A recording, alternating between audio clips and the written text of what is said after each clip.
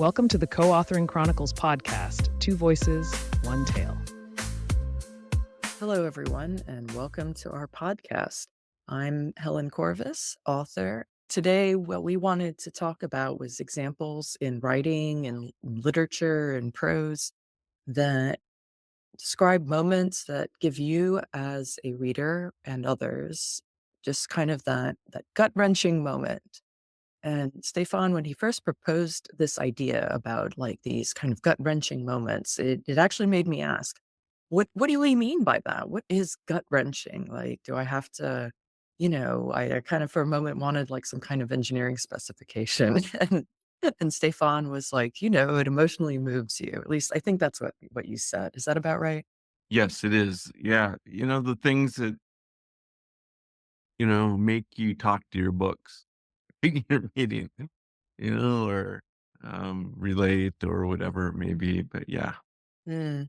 I like to also think of these when I was looking for examples of kind of that key moment that really stands out to me when I think back to something I've read, and it's just a very clear moment for me just because of how much, I guess, emotion it stirs. So we've come up with a couple of examples, and Stefan has graciously allowed me to go first. But before I start, I believe he has a warning. Yes. So we are going to talk about seeing some stories, probably fairly recent-ish stories. They're not classics that everyone gets in school.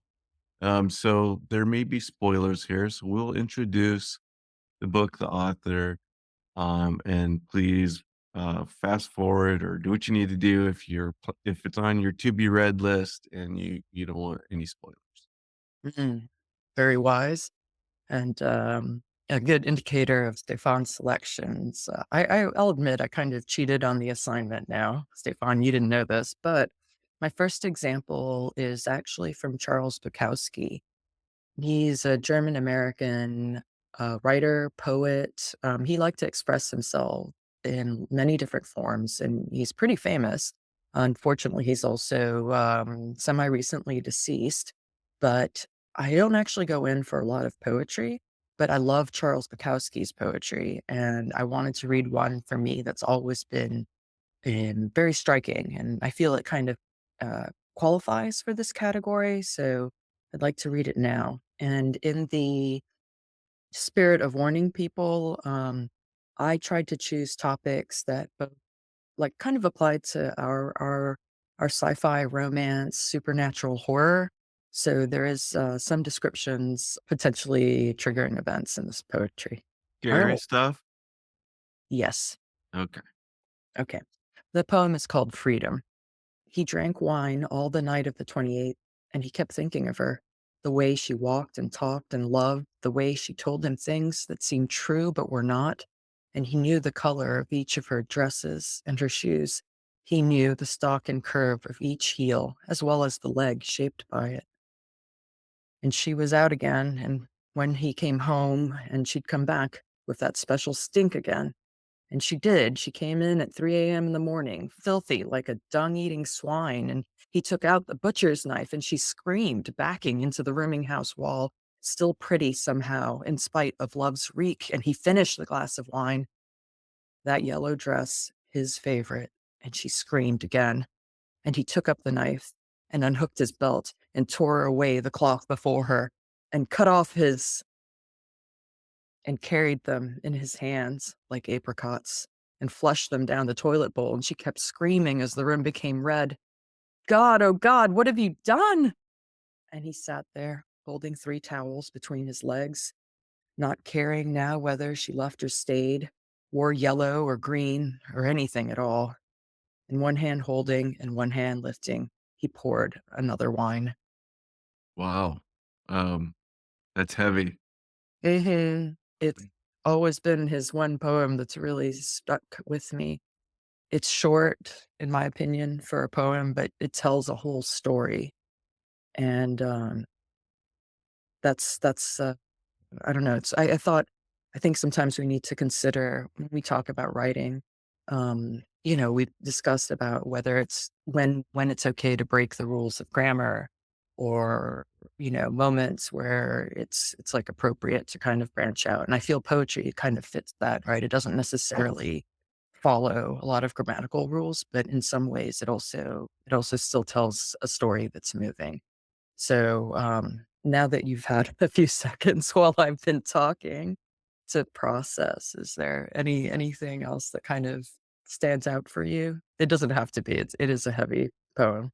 Well, I feel like that little short excerpt or Oh, that was a poem, whole poem. That was yeah, but I mean, it great. wasn't long, but it covered like, I don't know, at least 2 or 3 very significant, I don't know what to say, areas of potential emotional damage.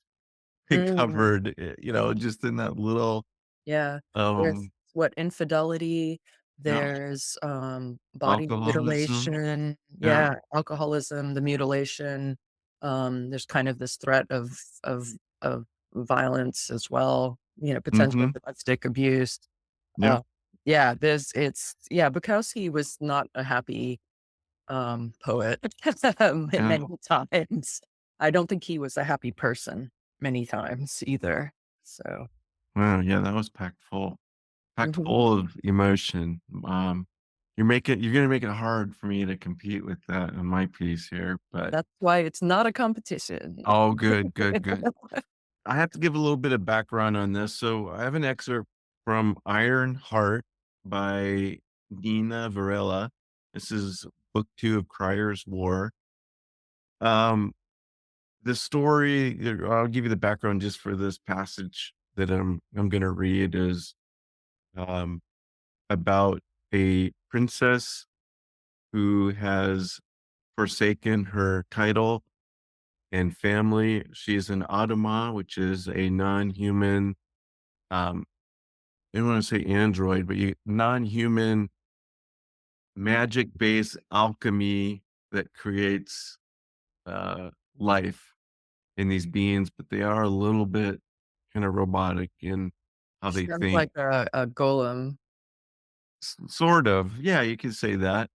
Um, And so there's this war going on where, some groups think that they should coexist with humans. Oh, by the way, the Automa have kind of taken over the world. They're the power holders, and the humans are kind of like the servants, um, indentured servants and things like that.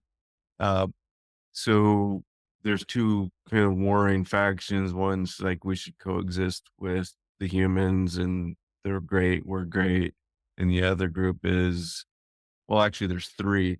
The other group is, "Oh, well, let's pretend like we're humans and learn all we can about how they think and act because we don't really think and act the way that they do, but let's hold them kind of on a pedestal, but they're still gonna be our servants and everything." And then the 3rd group is, "We don't need humans at all. We need to cut all ties," yada, yada, yada. Mm, So, Crier has forsaken her father because her father is siding with the group that just kind of wants to get rid of humans. It was originally what they call a traditionalist. And then she, in the story, kind of forms an alliance with this queen of this other territory, if you will, that's of the, hey, let's all just get along. Humans and Automa can coexist together and live. And so that's kind of like the setting. And by the way, they're both teenagers, young adults areas, so they relate that way of being young. One's a queen, one's banding to be a princess. Um, and so here we go. They're talking. "Are you still lonely?" Crier asked, without really meaning to. "Even after everything? Even now that you can leave the palace?" "I'm always lonely," said June. "My heart, if I have one, is a house of empty rooms and empty halls. My thoughts and footsteps echo. Sometimes I feel like a guest in the house myself, but sometimes someone's footsteps cross the floor, and that's enough. These days, I luxuriate in my loneliness. I walk through my empty halls naked and singing." Her smile hadn't slipped. What I really wanted was a reason to stay, she said, and I got what I wanted. Crier frowned. Stay? In the palace? Hmm. Anywhere, said June. Now, what is it that you want, Crier? You've escaped your gilded cage. The world is your oyster, your pearl. What next? So that's really the passage, and it's really just kind of showing um, the loneliness this queen has. Another interesting tidbit is because she was a new queen at 16, she immediately starts spreading all these false rumors that she was this vicious killer, and she had showed no mercy, and she's had names like the Bone Eater and, the Mad Queen, and it wasn't true at all. She just put it out there so that people would take her seriously. So it kinda just frames this whole, scene and situation where she's got this false identity and she has to perpetuate it and yada, yada, yada. So, I know I liked it. What do you think? Well, I think it's a really great use. I don't know, is it a simile or a metaphor, right? That there's something, it's a really good uh, picture. Like a word picture. Mhm. It's a very good picture. You do imagine this empty house with the empty rooms, right? I think hopefully most people that can understand that experience or right. And she didn't quite say it, but you almost even when she talks about walking through it, you kind of know that there's like echoes, right? Like you can imagine it very vividly. So I agree. It's like a really striking, picture that it paints enough to where I can almost imagine seeing it. And also what I like is I actually feel I think it's nice to see the context that you provided. And in some ways it stands alone, right? I almost feel like anybody who made this kind of statement, you'd be able to know, regardless of why, the intense kind of loneliness that's being described. Yeah. Well, what is your second piece? So I did actually take a literary classic that you might have heard in school. Mm, no Um, spoiler then. that shouldn't be a spoiler to anyone, and if you, haven't read it, it's on purpose. So, what I actually have is my copy of Jane Austen's book, Emma, and I picked it because it is a romance, right? It is a romance from the published, kind of in the early 1800s, and they remain durable classics, for people. They constantly get remade in movies. And so what's interesting is anytime you see a remake of a Jane Austen, sometimes they abandon all the verbiage, sometimes they do it classic like, depends on how you like it. But I wanted to read a passage from what I feel is kind of the most meaningful moment in Austen. So for those of you who are not sure, Emma is the story of like a young, kind of overprivileged daughter. In fact, if you saw the movie Clueless, Clueless is actually heavily inspired remake of Emma. So Emma is again is like the very overprivileged daughter of a rich man who overindulges her. She's also like most of Jane Austen's protagonists, like still in her teens. I mean, she is grown, um, but still very young, and she occupies her time by matchmaking. She meddles with other people's relationships. And what's wild is that, this whole time she's been meddling with people's relationships only to discover that she has fallen in love with her neighbor, Mr. Knightley. And so this is a passage from when Emma and Mr. Knightley are kind of walking in the forest after a lot of shenanigans have occurred throughout the course of the book. Um, and so here's the passage. You speak as if you envied him. I do envy him, and Emma. In one respect, he is the object of my envy. Emma could say no more. They seemed to be within half a sentence of Harriet, and her immediate feeling was to avert the subject if possible. She made her plan. She would speak of something totally different, the children in Brunswick Square, and she only waited for breath to begin. when Mr. Knightley startled her by saying, "You will not ask me what is the point of envy. You are determined, I see, to have no curiosity. You are wise, but I cannot be wise. Emma, I must tell you what you will not ask, though I may wish it unsaid the next moment." "Oh, then don't speak it," she eagerly cried. "Take a little time, consider, do not commit yourself." "Thank you," said he, in an accent of deep mortification, and not another syllable followed. Emma could not bear to give him pain. He was wishing to confide in her, perhaps to consult her. Cost her what it would, she would listen. She might assist his resolution or reconcile him to it. She might give praise to Harriet, or by representing him to his own independence, relieve him from that state of this indecision which must be more intolerable than any alternative to such a mind as his. They had reached the house. "You are going in, I suppose," said he. "No," replied Emma, quite confirmed by the depressed manner in which he still spoke. "I should like to take another turn." After proceeding a few steps, she added, "I stopped you ungraciously just now, Mr. Knightley, and I am afraid gave you pain. But if you have any wish to speak openly to me as a friend, or to ask my opinion of anything you may have in contemplation, as a friend, indeed, you may command me. I will hear whatever you like. I will tell you exactly what I think." "As a friend?" repeated Mr. Knightley. "Emma, that I fear is a word. No, I have no wish.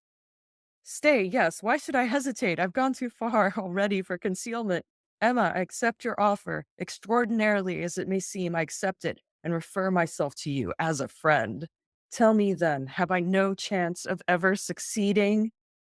He stopped in his earnestness to look at the question, and the expression of his eyes overpowered her.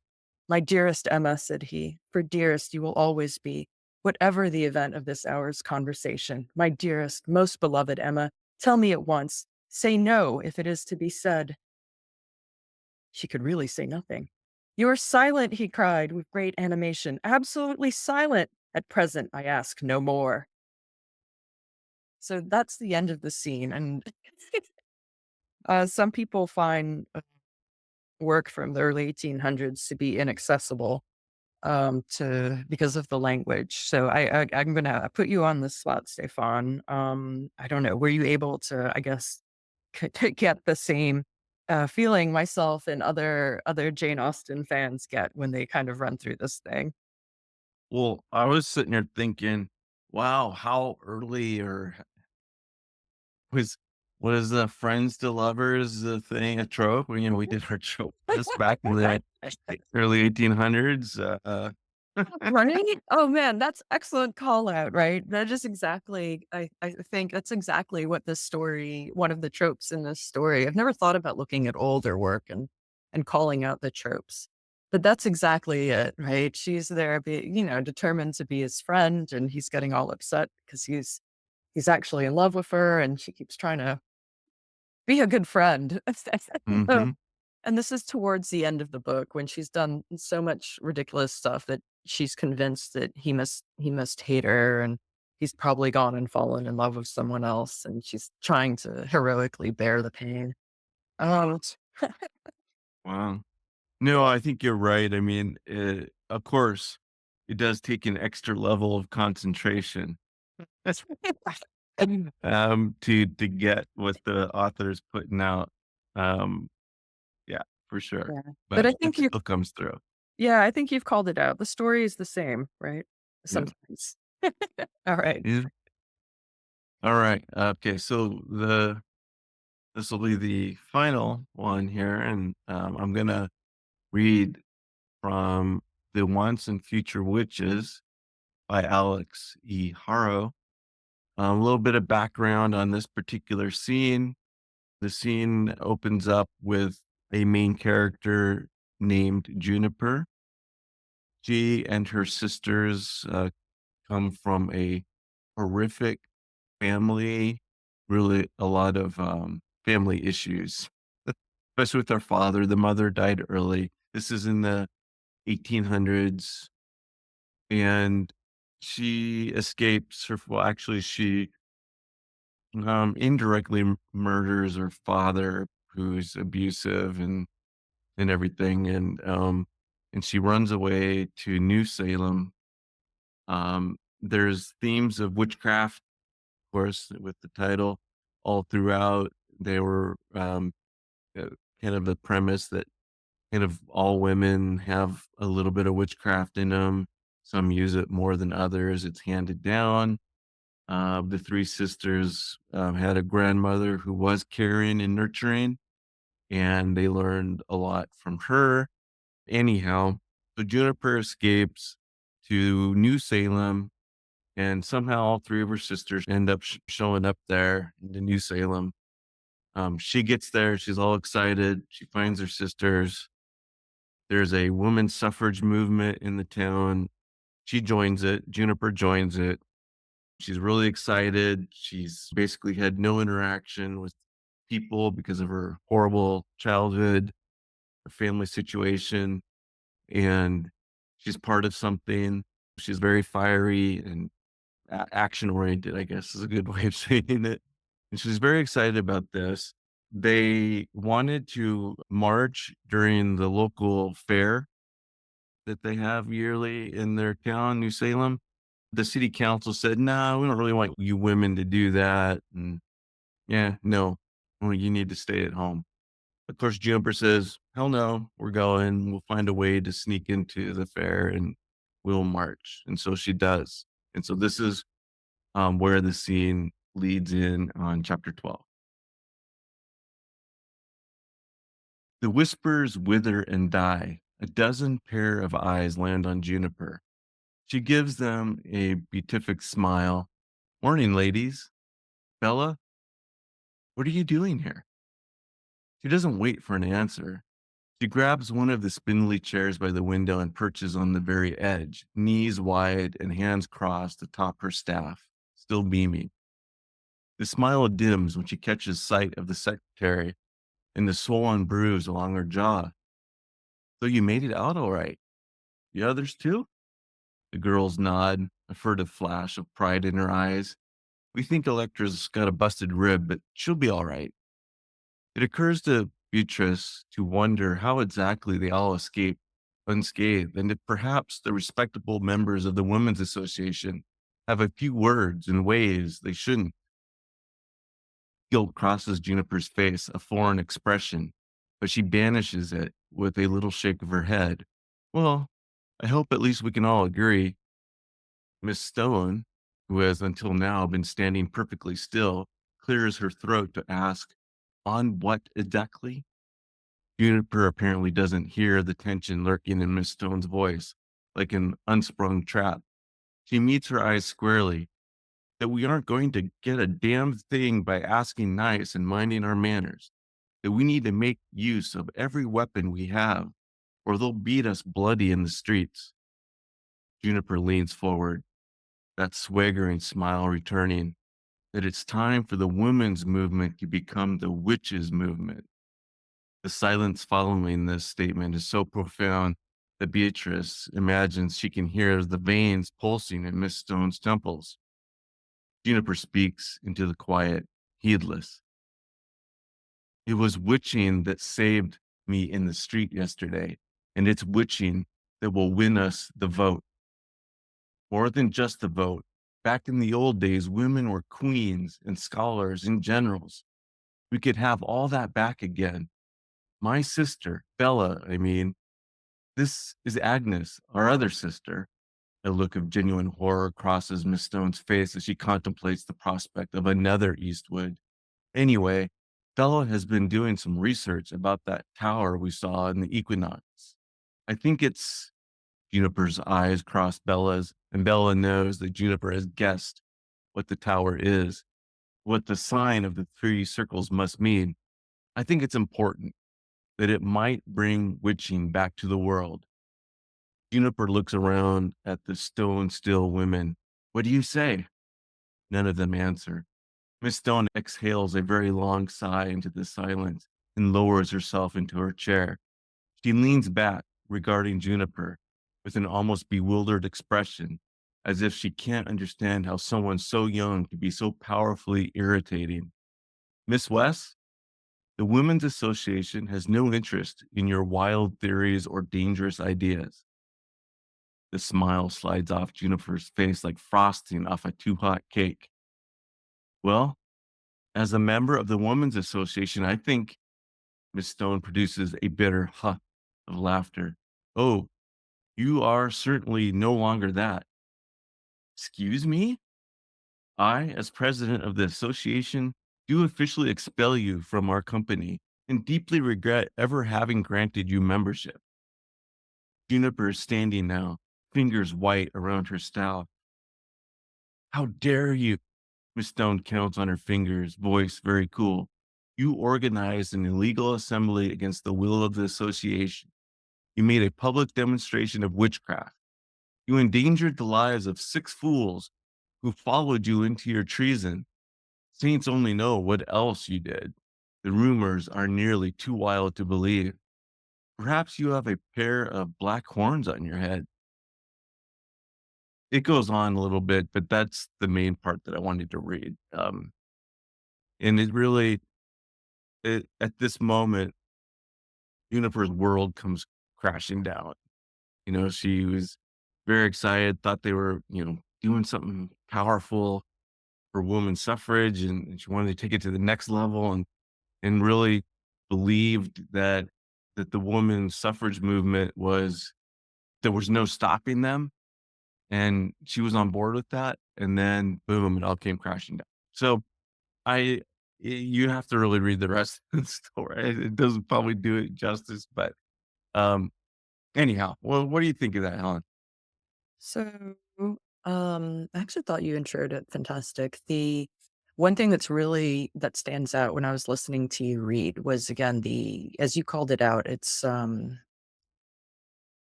scale of the conflict, because it really is about conflict, right? That whole passage is about conflict, which is what makes it exciting. The scale of the conflict keeps shifting. And then, as you said, first it starts out with this whole idea of women's suffrage, which is a huge idea, right? The scale is like countrywide at a minimum. And then all of a sudden the conflict starts boiling down to like just this one-on-one, right? Represented with Mrs. Stone. And then it kind of goes back up to the scope of the women's organization itself. And then, it's interesting how you can see that kind of zoom in and zoom out of the conflict, like in this passage, right? The way it swings with each kind of sentence that builds up. And it reminds me of like how they say when you want to have like an exciting speech, you have to have these highs and lows. And so that's really what I heard when you were reading, is kind of this oscillation of of the viewpoint of where the tension actually exists in this writing. So I thought it's a really nice piece, nice example. Did you get the subtle hints at the relationship with Juniper and her 2 sisters, Agnes and Beatrice? If you picked that up. Um, but her sisters they really don't want to have anything to do with any of this. Mhm. But um, because they were all separated due to various circumstances in the story, not any of them good, they were separated on not good terms. And so while she's trying to fit into this and then advance it to a women's witches movement, really, which is what she ends up doing later on. Um, she's really trying to get her sisters on board with her so that they can all be part of this together. I don't know. I thought it was just, I don't know. Maybe it's because I can relate to I have 2 brothers, and maybe I want my 2 brothers to fit in with something we all do together. I don't know, but I don't know. I liked it. So, Yeah. Yeah, I can tell. I feel like you've got a lot of passion around this story. mhm.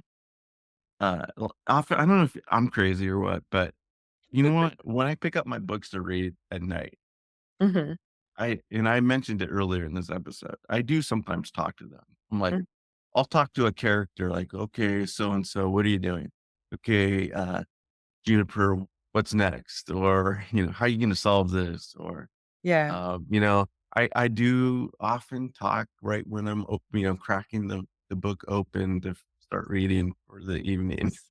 So I do. If you can't get passionate about the stories you're reading, um, question is, should you be reading it? Yeah, I totally agree with that. Okay. Well, I really love the spread of work we've covered today. I think what's interesting to me is like so we had three examples from female characters, one from a male character. It's and I'm trying to think of the I don't know, I feel like there were a lot of different examples, right, that we covered. We've got Bukowski, where a lot of the intensity comes from really these kind of almost very like violent, right? All of the actions in there are really violent, regardless of the type of violence. There's like the specter of violence contrasted with the outline of his love in his novel. And then we've had from your first example this really beautiful like visual characterization of loneliness that I think is kind of a universal emotion. And then I have Emma with their friends to lovers trope. Mhm. And now finally here with this, this tension of conflict of wanting to belong. I don't know. These are some great examples. Yes. Yeah. I don't know. I think we should do it again. Sounds wonderful. All right. Well, thank you everyone for joining in today and listening. And stay tuned. We're going to have more of these where we cover some stories we like, maybe on different topics. So until then, we'll talk soon. Bye.